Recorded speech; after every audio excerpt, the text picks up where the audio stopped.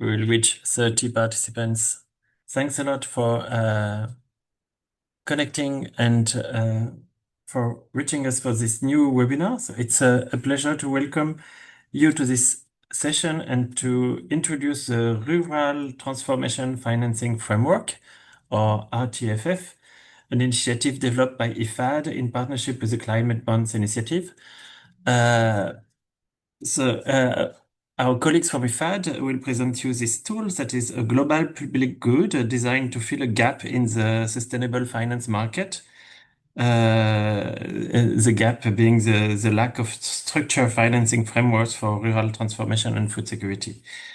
For the public development banks project manager, this tool is particularly valuable. It provides a ready-to-use blueprint for designing or enhancing your own sustainability financing framework, enabling the issuance of credible themed debt instruments such as green, social, or sustainability-linked bonds and portfolio of loans that directly support rural livelihoods, food system resilience, and inclusive growth. Backed by IFAD and Climate Bond Initiative, the RTFF offers a taxonomy of eligible investments and clear guidance on measuring and reporting impacts, and also alignment with international standards such as the ICMA principles and the SDGs. So in the case of PDBs, it can help attract sustainability-driven investors and strengthen market confidence. If you remember, and maybe a part of you participated last year to this event we organized last year as a part of the ongoing working group of the AgriPDB platform on adaptation to climate change. We organized a webinar on advancing agricultural resilience with climate adaptation bonds, where representative from the ARIC initiative from UNEP FI presented the key prerequisite for a bond emission. And among these prerequisites were mentioned a need for rigorous eligibility criteria, project evaluation, and selection process aligned to international standards. And they also mentioned that investors demand credible frameworks, transparency, and reporting mechanism. The RTFF could be an answer to many of the prerequisites articulated in the webinar around capacity building, structure framework, credible criteria, transparency, private capital mobilization. The RTFF could be a tool that operationalizes the payoffs flagged by the webinar participants last year. This webinar also anticipates the launch in 26 of a dedicated working group on agricultural KPIs. This working group is sponsored by KfW, and where we will further strengthen monitoring, transparency, and investor confidence by presenting easy KPI to implement by the banks. So thank you. And before leaving the floor to my colleagues, Yue, can you recall also the rules for intervening in the webinar, the use of the chat and so on? Yeah, thank you for passing the floor. Welcome to this webinar. If you have any question, please type in the chat box, and later we will also open the floor for any other Q&As. Thank you.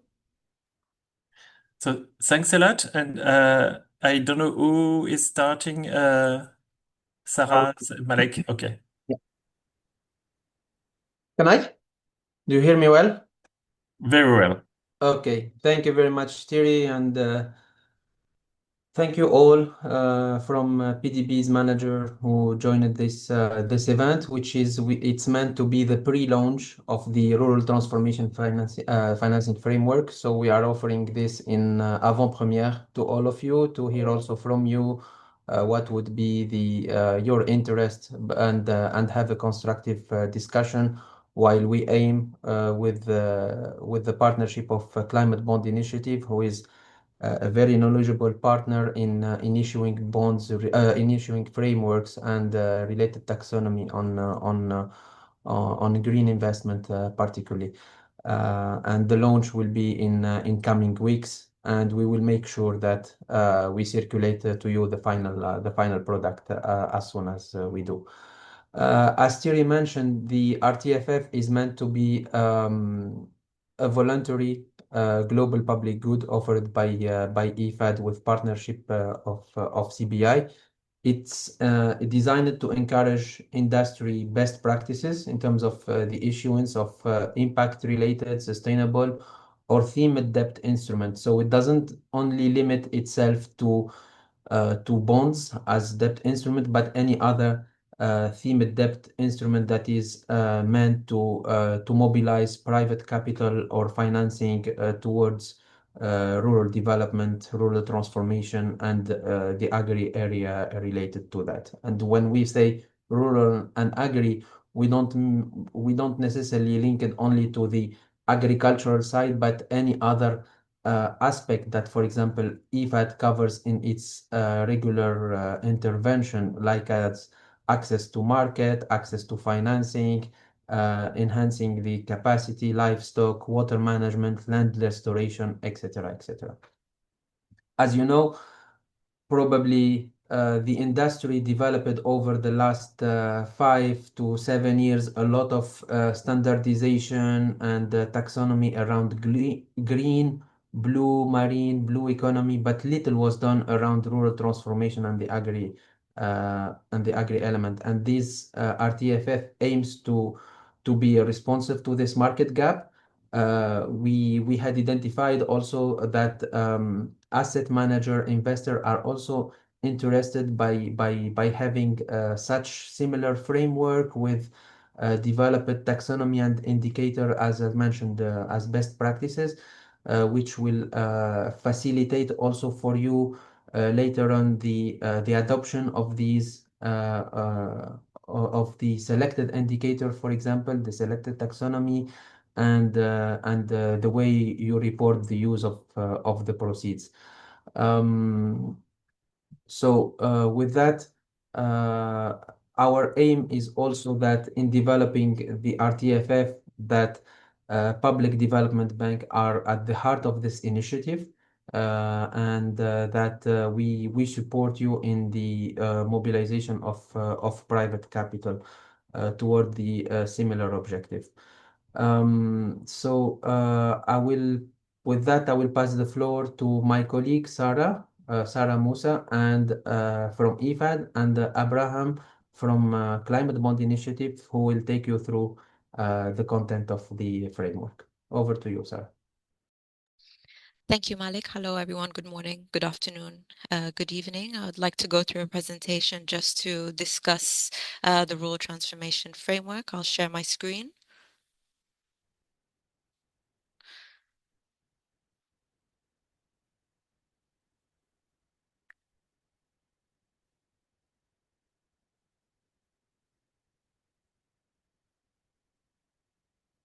Okay, so as was touched on briefly by Malik and Thierry, this Rural Transformation Financing Framework, or the RTFF, is a way to unlock sustainable private capitals for PDB. So essentially, as was discussed, it's a voluntary global public framework designed to guide and promote investments. And what it gives is practical guidance on developing your own sustainable financing frameworks, what kind of activities qualify as eligible investments, and indicators for measuring impact for reporting purposes. All in all, it's about creating a credible, structured, transparent pathway for sustainable financing to support inclusive rural development. So why was it created? This was touched on briefly earlier. There's a market gap, no financing framework dedicated purely to rural transformation. This gap, of course, limits how much capital, particularly private capital, flows into these critical areas. So the RTFF gives PDBs a tool to align financing with national priorities in the areas of agriculture and rural transformation. Through this as well, investors know exactly where their money is going and the impact it can generate. So this, of course, attracts additional capital. And it has the backing of IFAD's extensive rural transformation expertise and CBI's expertise in sustainable frameworks as well. Who can use it? The main users will be, of course, borrowers and issuers, public development banks like yourself, but it's made for a wide variety of users from public and private sector.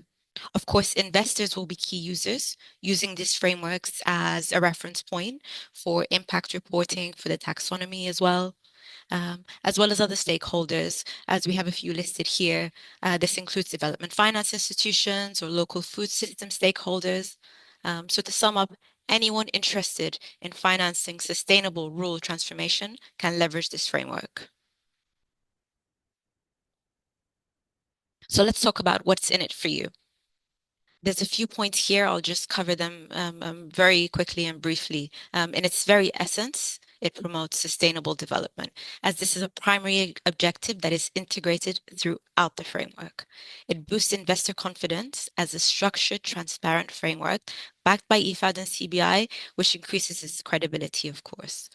It can expand your investor base as it's encouraging a diversification of funding sources. And by leveraging this ready-made framework, it will save time, reduce admin fees, legal fees, consultancy fees, everything that goes into creating a sustainable financing framework, issuing sustainable debt, and the taxonomy creation and the impact reporting that goes with it. It's a ready-made package. And I'll just close by saying that it's a very important point is that you can adopt all or part of the framework and use this as a flexible and adaptable approach to match your national strategies and project priorities for what may be needed for your own use. And with that, I'll stop sharing and pass to Abraham to continue from here. Thank you very much, Sarah. And hello, everyone. First of all, thank you very much for the kind invitation to be part of this event. It is truly a pleasure for me, for CBI, to be working with like-minded institutions and individuals in such important matters. As my colleagues already mentioned, my name is Abraham Pedrosa, and I serve as the Senior Capacity Building Specialist at Climate Bonds Initiative. And perhaps I should start by saying that my work, or in general, the work that CBI provides revolves around mobilizing global capital for climate action. And the way that we do this is by helping different market actors to design and structure credible and transparent sustainable finance instruments. And in that sense, our collaboration with IFAD on the Rural Transformation Financing Framework was really a very exciting opportunity, because this allowed us to bring the world of sustainable finance and also rural development all together. So the idea, as my colleagues have already mentioned bravely before, the idea behind this journey was really to take IFAD's decades of experience working on rural livelihoods, and to try to translate that into a framework that could speak the language of investors and also in general financial markets, to really upscale investments that could support the transformation of rural communities, of course. So in that sense, really, our contribution focused on making sure that the RTFF aligned with international market standards, as it was already stated, sustainable finance principles, of course, taxonomy's best practices, and all that, really to ensure that the final product that we're going to show to you in a moment reflected the best alternatives to achieve, of course, the desired outcomes, pardon me. And the result really has been this remarkable framework, which many actors can use really to mobilize investment for rural transformation. So in that way, let me just quickly share my screen. Hopefully, I can share it with all of you. I have also a few slides to go through. And if you, Sarah, or colleagues can just let me know if you can see it on your side. Yes, we can Good. see. Okay, so here you can see the elements that came to be part of the RTFF. First of all, it's not just a conceptual document, okay? It's different components make it a hands-on, a practical guide that help issuers take concrete steps to mobilize sustainable finance from really inception stages all the way to implementation.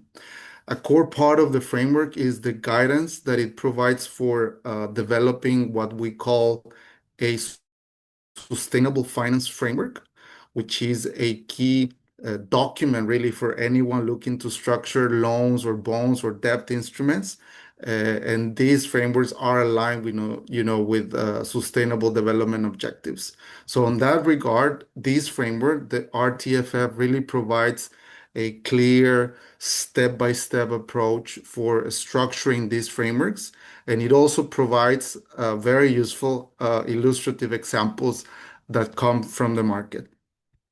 Another very important component of the framework is the Taxonomy Compendium. This part of the document is really where the framework becomes concrete, because in that particular section, the document offers a list of investments that qualify for financing. Okay, all the investments highlighted in the document are grounded in six, pardon me, key strategic intervention areas that we will cover in a moment.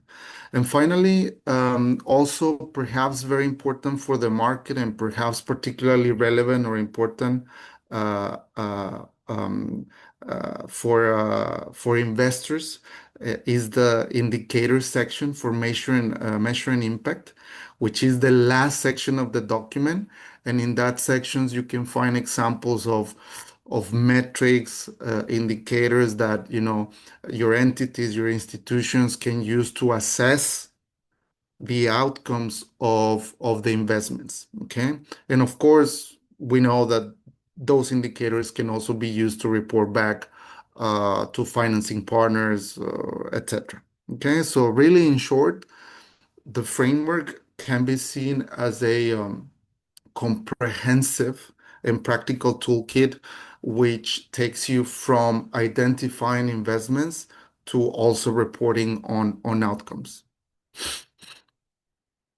Now, if we take a look at how public development banks can actually use the RTFF in practice, because this is really where the framework becomes tangible, the idea behind the framework, the document, is rather straightforward. It's really was really produced to help banks to align their financing strategies with international standards and to direct also capital towards uh, impactful rural transformation projects.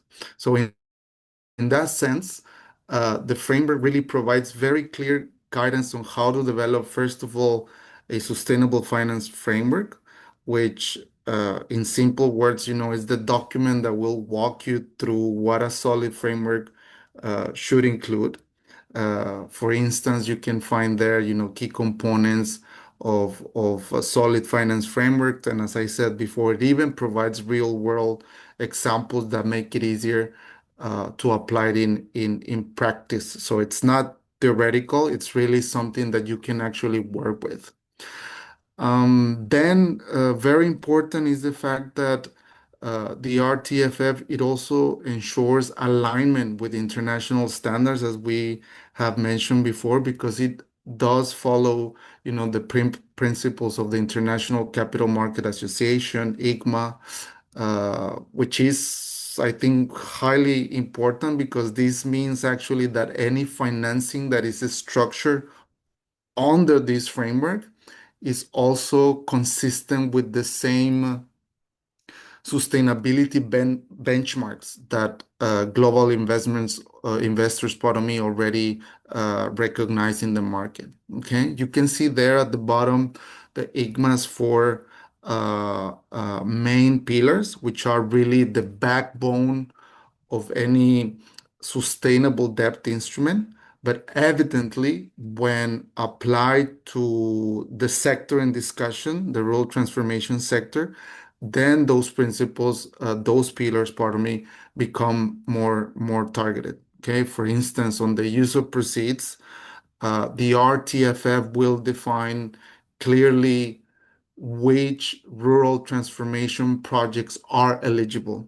Okay, and of course, all of those will be aligned with the taxonomy and the impact indicators that are also included in the document. When it comes to the second pillar on project selection and evaluation, the RTFF will explain the criteria, will explain the governance mechanisms that need to be followed when identifying or going through the process of identifying and approving projects. Okay. On management of proceeds, the framework will help you ensure full transparency in how funds are tracked, how funds are allocated.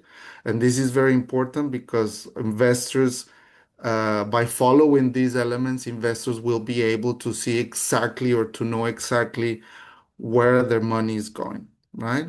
And finally, on reporting, this section will covers both allocation and impact reporting, which again provides clear indicators indicated in the impact indicators section that I mentioned briefly before. Now, perhaps in this slide, um, I would just like to step back a little bit and share the journey behind the RTFF and how we got to this final product.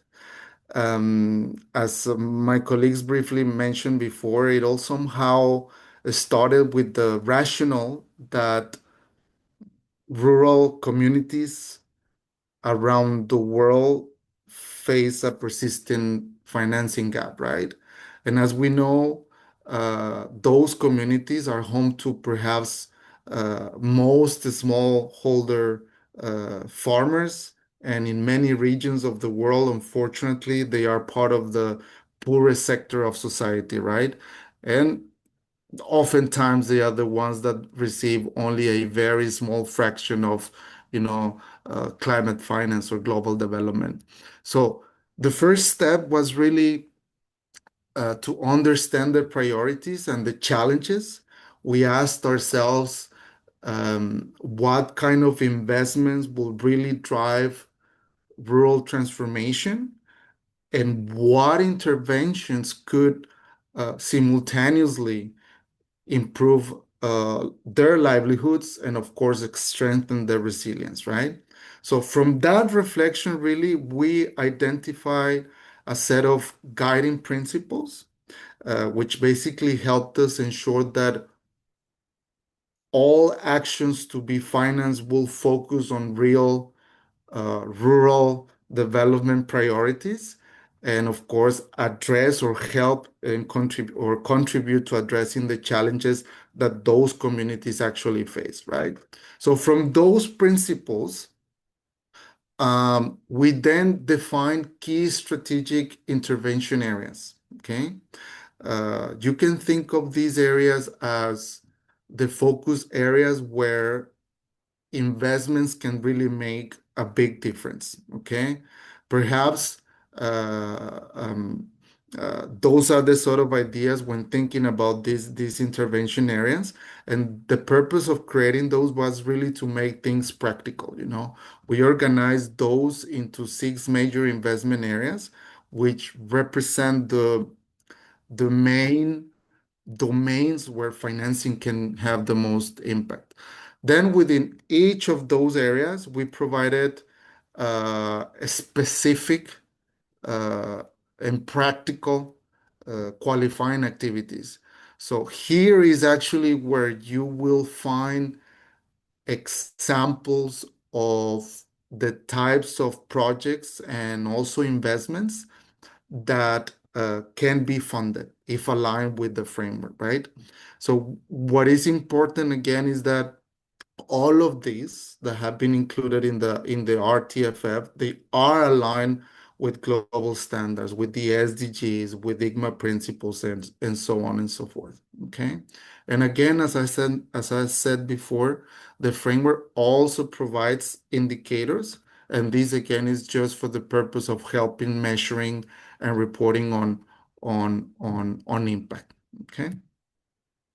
Now here you have the four principles that form really the foundation of the RTFF. These principles really guided us on the design, with the sort of on designing or thinking with the sort of strategic intervention areas, but at the same time, they did provide guidance on for us to identify the specific investments that would really make the most sense for this sector. You see there the first principle.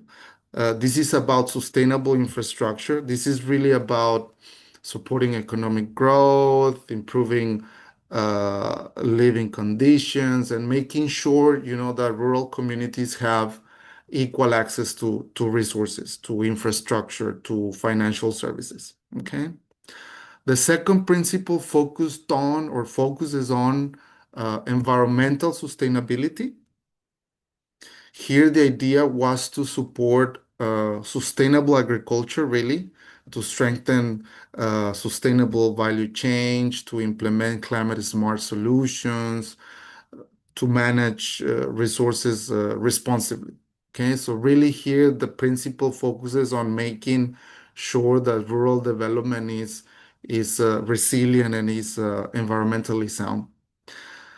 You have there also the third principle. This one focuses on governance, on having strong institutions, and this principle, it's really about improving policy frameworks. It's about building institutional capacity. It's about really strengthening accountability, because this is important in order to make sure that investments actually deliver the outcomes that we're aiming for. The last principle that focuses on exclusions, this one is rather straightforward, because this principle simply sets which activities are not eligible for financing.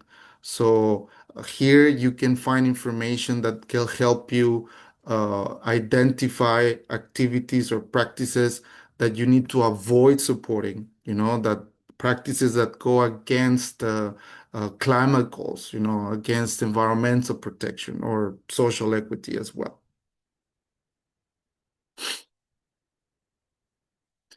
These are the six investment areas. These build on the four principles that I presented before. These areas are basically, as I said before, the key domains where financing can really make a difference for rural communities. They are six. The first one is focuses on protection of the environment and natural resources. This is really about making sure that investments help preserve ecosystems, biodiversity, natural resources. The second one is inclusive rural finance. Here, the focus is really on making sure that rural communities have access to financial services. So it's basically about opening up opportunities and promoting economic inclusion. The third one is access to markets. This one covers infrastructure, logistics, any market linkages that will allow rural producers to reach the market, to reach buyers, to improve their incomes, for instance. The fourth area is rural services and infrastructure.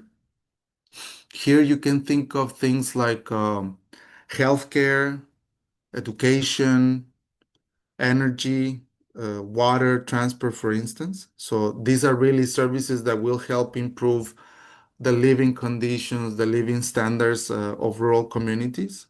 Policy institutions is the fifth major investment area. Again, this focuses on strengthening governance, on building institutional capacity. And the last one, the sixth and last area, is on production sectors. Here is also a very important area because here you will find investments or qualifying activities or investments in agriculture, in fisheries, and in livestock that, of course, promote sustainable practices. So all of these six areas gave us a sort of a clear path to identify even more specific investment and activities.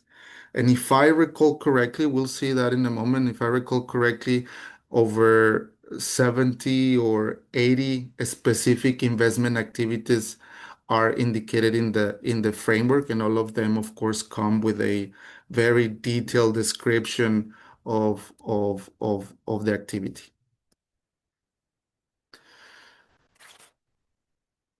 And all of those investment activities that I mentioned before are included in one of the core pieces of the RTFF, and this is the Taxonomy Compendium. Here is um, precisely where you will be able to identify each activity that can be funded. Okay, this is basically, if I may say, one of the most important sections of the framework, because this is the section that will allow you to make sure that the capital that is being raised or financed goes through projects that have a real impact on rural transformation. Okay. Again, this section includes over 70 or 80 illustrative examples, whether it's rural finance, infrastructure, climate smart agriculture, you know, those are there in that part. And here's truly where the rationale, the high level strategy that I mentioned before connects with real investments, with more concrete activities. Okay, there you can see an example that was taken from the actual document. You have there at the top the major investment area, which is inclusive rural finance. Then it has been broken down into a very concrete and actionable qualifying activities. So there you have the outcome, enhancing livelihoods and markets, and then a couple of qualifying investment activities. And it is truly by establishing this clear and logical progression, from principles to intervention areas, to investment categories, to qualifying activities, that the framework really becomes very practical, and hopefully it will contribute to make sure that financial flows are really directed towards meaningful projects. The last two columns that you see there in this table were included to highlight how those investment activities, how those align with IFAD core indicators and IGMA categories. And you even have there at the top, the SDGs that those activities align with. And finally, we have the indicator section. I think that I have already by now mentioned this in a number of occasions, but here is really where this is really one of the key pillars of the framework, because this contributes to credibility, right? This contributes to reporting. Many many see this as a formality, but truly this is how investors understand the impact of their funds, right? So this is very useful so issuers can measure, progress and impact. This is really the last section of the RTFF. It provides a very comprehensive list of impact reporting indicators. Here, in that section, pardon me, you will find that list of indicators that are linked specifically to the qualifying activities. Here you have an example just for the purpose of illustrating how it is structured in the document. But as you can see there, the indicators proposed are linked to the qualifying activity of the previous example that I mentioned before. Okay. But again, there are many other indicators, in other areas. You might find there indicators that measure, I don't know, improvements in household incomes, or you can find indicators also related to gains in agricultural productivity. Um, there are also indicators that relate to enhancements in the access that these communities will have to services like water, like energy, education. Okay. So as you can see, the framework really provides a complete structure from, again, principles, intervention areas, investment activities, and finally the indicators. So just to finalize, I think that now that we have explored the framework, its investment areas, pardon me, the qualifying activities, and so on, perhaps the natural question for many of you in the room will be what comes next, right? How do we actually put this into practice? And I think that a key element, first of all, would be um, to think about how really the market works and how the framework can be applied. In the real world, I think that we all know that sustainable finance isn't just about issuing sustainable debt instruments, issuing a labeled bond or issuing a loan, right? It's really about designing the sustainable debt instrument in a way that investors understand it, in a way that you can basically gain their trust. Okay.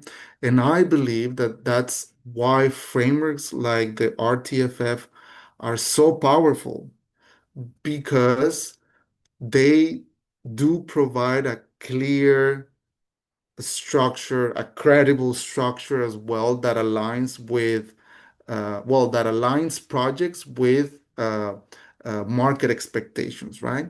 So perhaps if we can put this into a more pragmatic way, first, your institution, whether a public development bank or a government agency or a development partner, you will first of all need to start engaging yourselves with the framework, with understanding the framework components, to start identifying the eligible projects, applying the taxonomy, selecting relevant indicators, etc.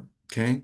And evidently, you can tailor those, or you can tailor your approach uh, to your priorities and to your context. Okay. Once that's done, I think that you'll be already in a much better position to structure sustainable finance. Okay. Think of a loan, think of a bond. Okay. Uh, uh, that is perhaps where this specific guidance starts connecting with those instruments. So perhaps in your next collaborations, whether you are supporting a city, a government, or an entity in mapping their rural development projects, uh, the first step will be to start linking those projects to those in the RTFF. Okay. So I think that really the main perhaps expectation that I'm trying to convey here is about engagement, is about thinking about how your institution could use this framework to help others mobilize finance for rural communities. Think about the projects that could be prioritized. And again, of course, how can you measure that impact? So this is my humble invitation to all of you to take, the framework really from the page to the field. The next steps perhaps will be for you to start exploring how to apply it in your own context, start collaborating with peers, with IFAD, and really try to use it to unlock, sustainable finance, pardon me. And I guess at some point, the ideal scenario will be this sort of process to become part of a standard practice. Okay, so I'll stop here. I'll pass the word to my colleague Sarah or colleagues from IFAD. Thanks a lot. Sarah, you would like to complete? Yes, absolutely. Thank you, Abraham, for the very comprehensive and detailed run through of the RTFF and everything it has to offer. And maybe just before we move on, we've talked a lot about the framework, so it'll be nice to show you exactly and give you a sneak peek into everything that we've been talking about. So let me take the opportunity to give this.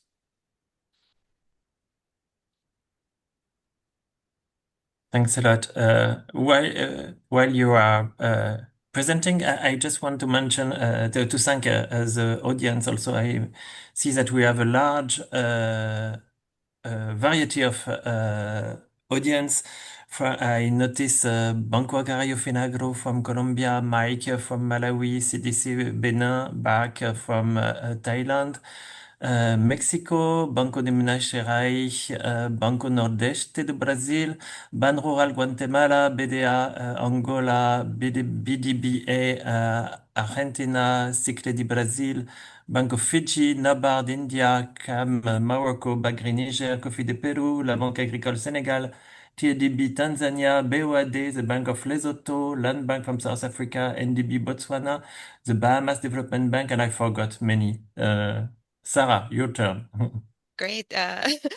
Thank you to all for joining, and it's great to see that we have such a wide variety of PDBs from around the world. So here we have it. We've been talking about it for the last 45 minutes, the Rural Transformation Financing Framework. It's quite a hefty document, and you can see here a lot of the table of contents is what we've covered already in the presentation with the background and the guiding principle. But of course, what will be of most interest to you is what Abraham has discussed, how to use this framework. As we said, the ICMA standards, they urge us to go with the 4 pillars in terms of creating a sustainable financing framework. And as we said, we have illustrative examples. So let's quickly go through this. We have pillar 1, use of proceeds, so what the finance will actually support.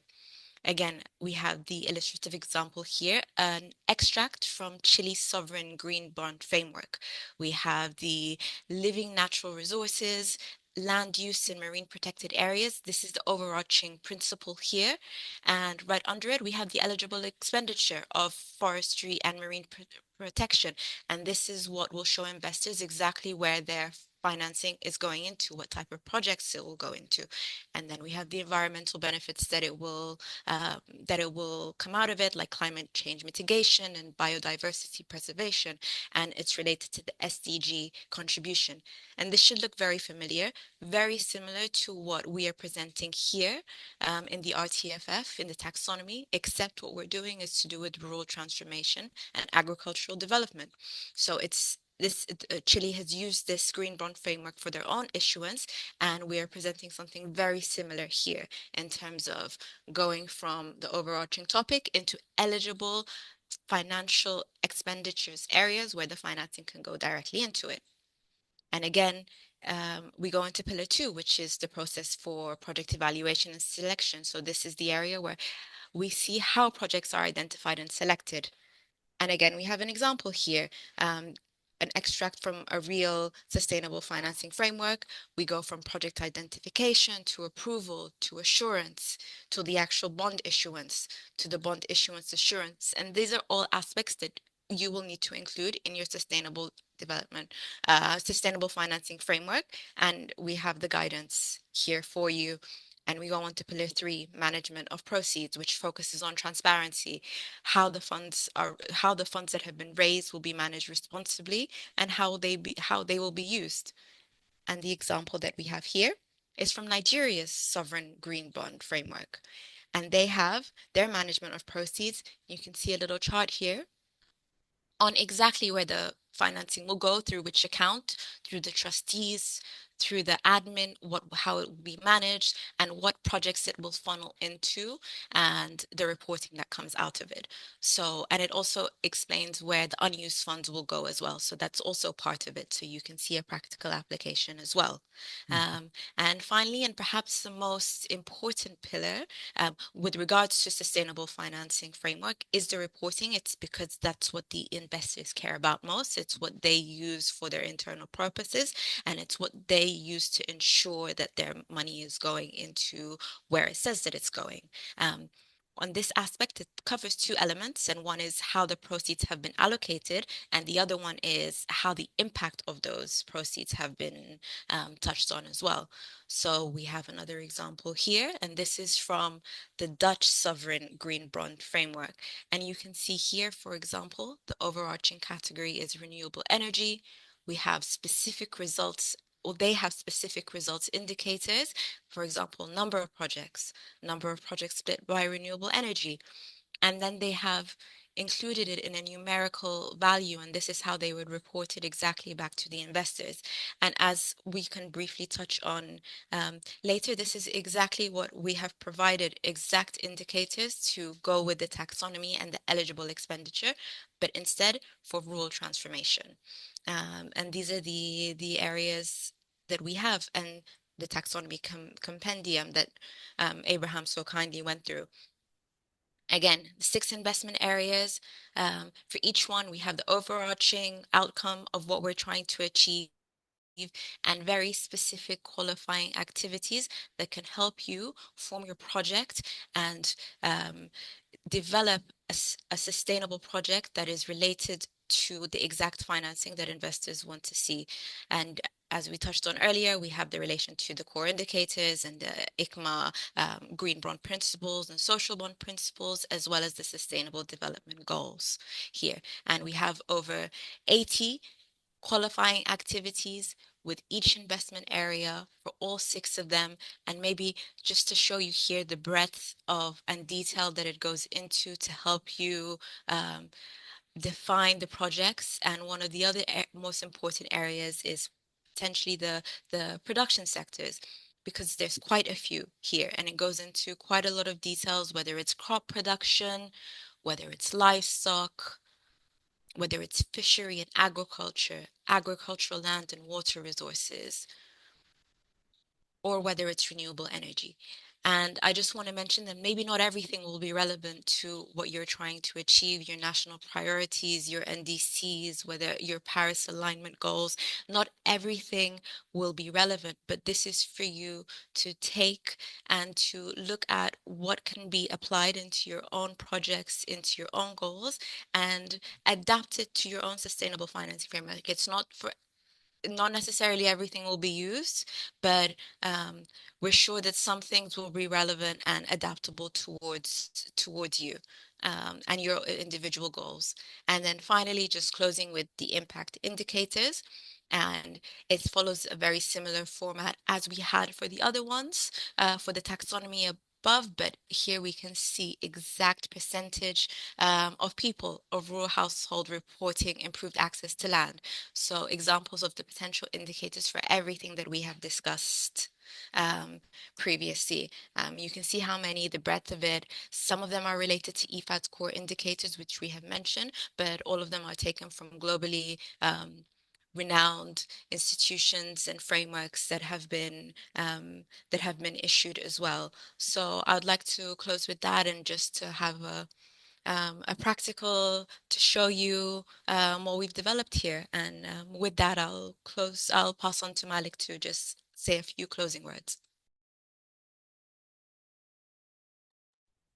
Thank you, Sarah. I think we offered, let's say, a comprehensive overview about the RTFF, its component and its philosophy and what it aimed to offer and to unlock in terms of technical assistance and private capital mobilization. I would offer the remaining time for the audience to answer the set of Q&A. Over to you. Thanks a lot for this presentation. Thank you for the audience also. And maybe, so I see that Pius from Mike is in the audience and launch a few questions. Pius, would you like to open the floor and to volunteer for the first question or your first reaction?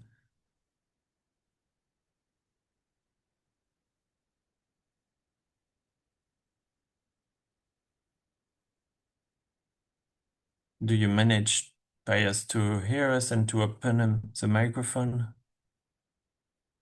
I hope that it's visible.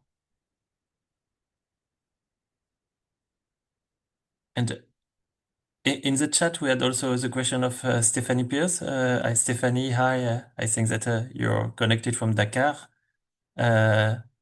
Malek, would you have a comment on this question? Yes, I mean, just to confirm to Stephanie that, and thanks for the question, that the spirit of this type of red flags or ineligible activities were in the same spirit as the exercise you mentioned under the agroecology implementation and assessment tool, but it takes a more, let's say, a broader approach where we took it from the combined list of ineligible activities or investment that were developed by IFAD over its 50 years experience in supporting country in designing projects for rural transformation, but equally to the what we call exclusion list. But overall, in terms of philosophy and principle, I can confirm that it's aligned with the same spirit that was adopted in the tool you refer to. Over.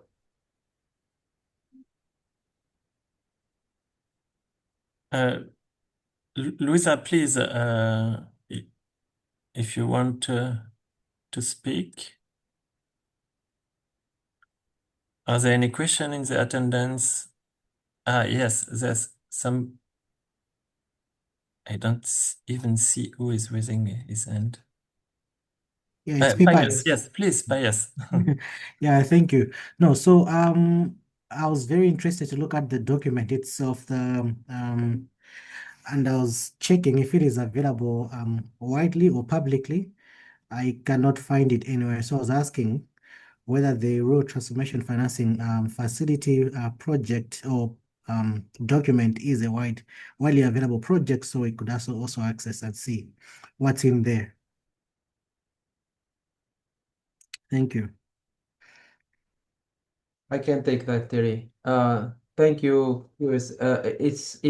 It will be available in the coming weeks. So we are fine-tuning last point in terms of designing graphics and clearance from our management, and we will make it available to the in the market. It will be a public document. You will find it, for example, in IFAD website. I hope also in CBI website too. We will do some campaign of promotion around it, and one of the action is that we will send it to the group of partners and colleagues who are part of the Agri PDB platform in coordination with the secretariat. So as soon as it will green light is given, we will make sure that you will receive the document and the framework, and we'll be happy to also have any bilateral session you may need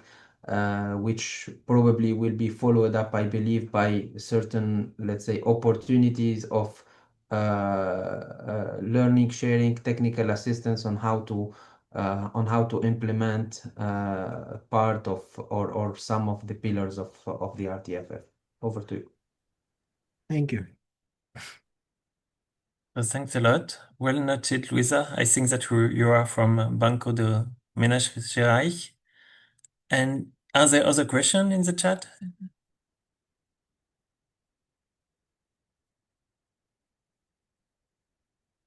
So if I see then one from Jorge Morillo, but it's related to the sharing the document. So and I think we addressed it. So thanks a lot for the next steps. So we will keep track of your participation to this webinar, and we will keep you informed when, as soon as the document is published, and we will share with you the link. Do not hesitate if you have questions also after the webinar to contact us and to contact the team, Sarah, Abraham, Malek, and we will try to answer as soon as possible to your question and to involve you in our possible bilateral meetings and or to put you in contact with the right institution that could also partly answer to your question.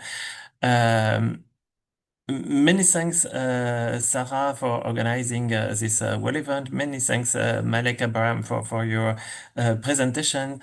I think that it was been very useful and complementary also to our previous presentation. I have the impression that RTFF can become a practical and a strategic tool for the public development banks. And we hope that it can be used, implemented quickly. And so we are also waiting for your return when you will have more information about the tool. How can the IFAD team improve it or give more information on it or improve the information around this framework? Malek, I let you a word of conclusion, or Abraham or Sarah, please. I will leave it to Abraham or Sarah. On my side, just thank you very much, colleagues, for the kind invitation. As I said, this framework is really a very useful tool that hopefully will come to facilitate, investments into the rural transformation sector, into rural communities.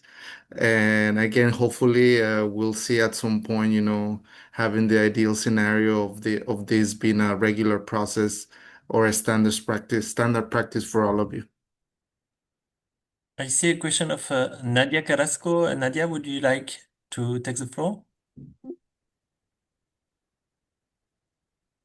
Would this mobilization of resources only be for the private sector? I think that you partly answered to that in your presentation, but if you want to precise it, Abraham or Malek or Sarah.